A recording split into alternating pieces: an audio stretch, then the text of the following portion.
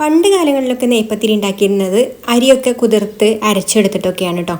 അപ്പോൾ ഇപ്പോഴാണെന്നുണ്ടെങ്കിലോ അരി അരക്കാനൊക്കെ എല്ലാവർക്കും മടിയാണ്, എല്ലാവർക്കും പെട്ടെന്ന് ചെയ്യാൻ പറ്റിയിട്ടുള്ള റെസിപ്പികളാണല്ലോ വേണ്ടത്. അപ്പോൾ ഇന്ന് നമ്മൾ പൊടി വെച്ചിട്ടാണ് നെയ്പ്പത്തിരി റെഡിയാക്കി എടുക്കുന്നത്. അപ്പോൾ പൊടി വെച്ചിട്ടും നമ്മൾ അരിയൊക്കെ അരച്ച് ഉണ്ടാക്കുന്ന അതേ ഒരു ടേസ്റ്റിലും പെർഫെക്റ്റിലും ഒക്കെ നെയ്പ്പത്തിരി കിട്ടണമെന്നുണ്ടെങ്കിൽ ഇതുപോലെ ഒന്ന് ചെയ്ത് നോക്കിയാൽ മതി.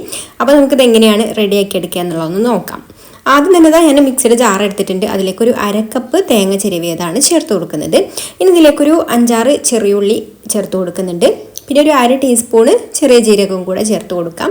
എന്നിട്ട് ഇതൊന്ന് ചതച്ചെടുക്കണം. ഒരുപാട് ഫൈനായിട്ടൊന്നും അരച്ചെടുക്കേണ്ട, ഒന്നങ്ങ് ക്രഷ് ചെയ്തെടുത്താൽ മതി കേട്ടോ. എല്ലാം കൂടെ ഒന്നങ്ങ് ഒതുങ്ങി വന്നാൽ മതി.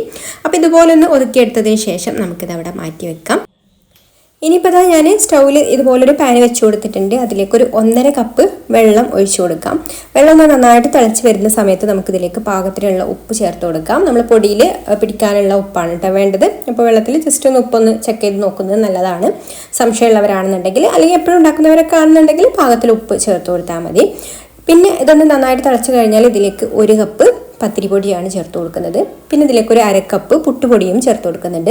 ഞാനിവിടെ എടുത്തിട്ടുള്ള പുട്ടുപൊടി നല്ല തരിയുള്ള പുട്ടുപൊടിയാണ് കേട്ടോ. അതായത് നമ്മൾ പാക്കറ്റിൽ വാങ്ങിക്കുന്ന പുട്ടുപൊടിക്ക് അത്യാവശ്യം നല്ല തരി ഉണ്ടല്ലോ, അപ്പോൾ അങ്ങനെയുള്ള പുട്ടുപൊടിയാണ് ചേർത്ത് കൊടുക്കേണ്ടത്.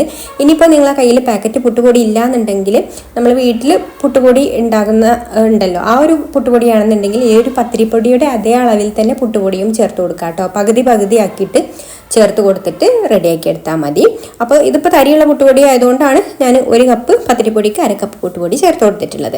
ഇനി ഇതൊന്ന് ഇളക്കി കൊടുക്കുക കേട്ടോ. നന്നായിട്ടൊന്ന് ഇളക്കി കൊടുക്കുക. ഒരു തീ ഒന്ന് കുറച്ച് വെച്ചിട്ട് ഇളക്കി കൊടുക്കുക, അടിയിലൊന്നും പിടിക്കരുത്. അപ്പോൾ നന്നായിട്ട് ഇതുപോലെ ഒന്ന് ഇളക്കി പൊടിയൊന്ന് വാട്ടിയെടുത്തതിന് ശേഷം നമുക്കിതിലേക്ക് നമ്മൾ നേരത്തെ ഒതുക്കി വെച്ചിട്ടുള്ള ഒരു തേങ്ങയുടെ കൂട്ടുണ്ടല്ലോ, അതും കൂടി ചേർത്ത് കൊടുത്തിട്ട് ഒന്നും കൂടെ നന്നായിട്ട് ഇളക്കി കൊടുക്കാം. എന്നിട്ട് ഫ്ലെയിം ഓഫ് ആക്കാം. ഇനി ഇതൊന്ന് ചൂടാറി വന്നിട്ട് വേണം കേട്ടോ നമുക്ക് കുഴച്ചെടുക്കാൻ വേണ്ടിയിട്ട്. ഇപ്പോൾ ചൂടാറാൻ വേണ്ടിയിട്ട് നമുക്കിത് വേറൊരു തട്ടിലേക്ക് മാറ്റാം. അപ്പോൾ പെട്ടെന്ന് ചൂടാറി കിട്ടും കേട്ടോ. എന്നിട്ട് നന്നായിട്ട് ഇതുപോലെ ഒന്ന് കുഴച്ചെടുക്കണം. കുഴച്ചെടുക്കുന്ന സമയത്ത് കയ്യിൽ കുറച്ച് ഇതുപോലെ വെള്ളമാക്കിയിട്ട് വേണം കേട്ടോ കുഴച്ചെടുക്കാൻ വേണ്ടിയിട്ട്. അപ്പോൾ മാവ് ഒന്നും കൂടെ നല്ല സോഫ്റ്റ് ആയിട്ട് വരും. പിന്നെ നല്ല സ്റ്റിക്കി ആയിട്ടുള്ള ആണ് കിട്ടുന്നതെന്നുണ്ടെങ്കിൽ ഓരോ പൊടിക്കനുസരിച്ചിട്ട് വെള്ളത്തിൻ്റെ അളവിൽ ചിലപ്പോൾ അങ്ങോട്ടും ഇങ്ങോട്ടൊക്കെ മാറ്റം വരും കേട്ടോ. അപ്പോൾ അങ്ങനെയൊക്കെയാണെന്നുണ്ടെങ്കിൽ പിന്നെ നമ്മൾ കുഴച്ചെടുക്കുന്ന സമയത്ത് വെള്ളമൊന്നും ആക്കണ്ട, അങ്ങനെ നല്ല സോഫ്റ്റായിട്ട് ഇതുപോലെ അങ്ങ് കുഴച്ചെടുത്താൽ മതി. ഇനി ഇതുപോലെ ഓരോ ഉരുളയാക്കി എടുക്കുക. നമുക്ക് എത്രയാണോ നെയ്പ്പത്തിരി വലിപ്പം വേണ്ടത് അതിനനുസരിച്ചിട്ടുള്ള ഉരുളയാക്കി എടുത്താൽ മതി. ഈ പത്തിരി പ്രസ്സിൽ കുറച്ച് വെളിച്ചെണ്ണ ഒന്ന് ഇതുപോലെ ഒന്ന് ആക്കി കൊടുക്കുന്നുണ്ട് 2 സൈഡിലും. എന്നിട്ട് നമ്മൾ ഈ ഒരു ഉരുള വെച്ച് കൊടുത്തിട്ട് ജസ്റ്റ് പതുക്കെ ഒന്ന് പ്രസ് ചെയ്ത് കൊടുത്താൽ മതി കേട്ടോ. നമുക്ക് കുറച്ചൊരു തിക്കായിട്ടാണല്ലോ വേണ്ടത്, നല്ല നൈസായിട്ടല്ല വേണ്ടത്. അപ്പം അതൊക്കെ ഒന്ന് പ്രസ് ചെയ്ത് കൊടുത്താൽ മതി. അപ്പോൾ ഇതുപോലെ ഒരു സൈഡിൽ വെച്ചിട്ട് പ്രസ് ചെയ്ത് കൊടുക്കുന്ന സമയത്ത് ഒരു ഭാഗം കട്ടി കുറഞ്ഞതും ഒരു ഭാഗം കട്ടി കൂടാനും ചാൻസ് ഉണ്ട്. അപ്പോൾ ജസ്റ്റ് ഒന്ന് തിരിച്ച് വെച്ചിട്ട് വീണ്ടും ഒന്നും കൂടെ അങ്ങ് പ്രസ് ചെയ്ത് കൊടുത്താൽ മതി കേട്ടോ. എന്നിട്ട് കൈ വെച്ചിട്ട് ഇനിയിപ്പോൾ പല ഭാഗത്തും പല ഷേപ്പും കാര്യങ്ങളൊക്കെ ആണെന്നുണ്ടെങ്കിൽ കൈ വെച്ചിട്ട് ജസ്റ്റ് നന്നായിട്ടൊന്ന് ഇതുപോലെ ഒന്ന് ഷേപ്പ് ചെയ്തെടുത്താൽ മതി. എന്നിട്ട് നല്ല ചൂടായിട്ടുള്ള ഓയിലിലേക്ക് ഇട്ട് കൊടുത്തിട്ട് ഫ്രൈ ചെയ്തെടുക്കാം. ഒരുപാട് തിന്നായിട്ട് പരത്തിയെടുക്കരുത് കേട്ടോ, കുറച്ചൊരു തിക്കായിട്ട് വേണം പരത്തിയെടുക്കാൻ. പിന്നെ ഇട്ട ഉടനെ തന്നെ നമ്മളത് മറിച്ചിട്ട് കൊടുക്കുക അങ്ങനെയൊന്നും ചെയ്യാൻ പാടില്ല. ഇത് നന്നായിട്ട് പൊങ്ങി വരണം, അതിനുശേഷം മാത്രമേ ഇത് മറിച്ചിട്ട് കൊടുക്കാൻ പാടുള്ളൂ.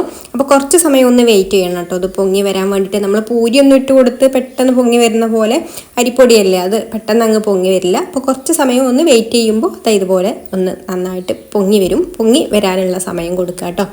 അപ്പോൾ ഇതുപോലെ ഒന്ന് പൊങ്ങിക്കഴിഞ്ഞാൽ പിന്നെ നമുക്ക് തിരിച്ചിട്ട് കൊടുക്കാം.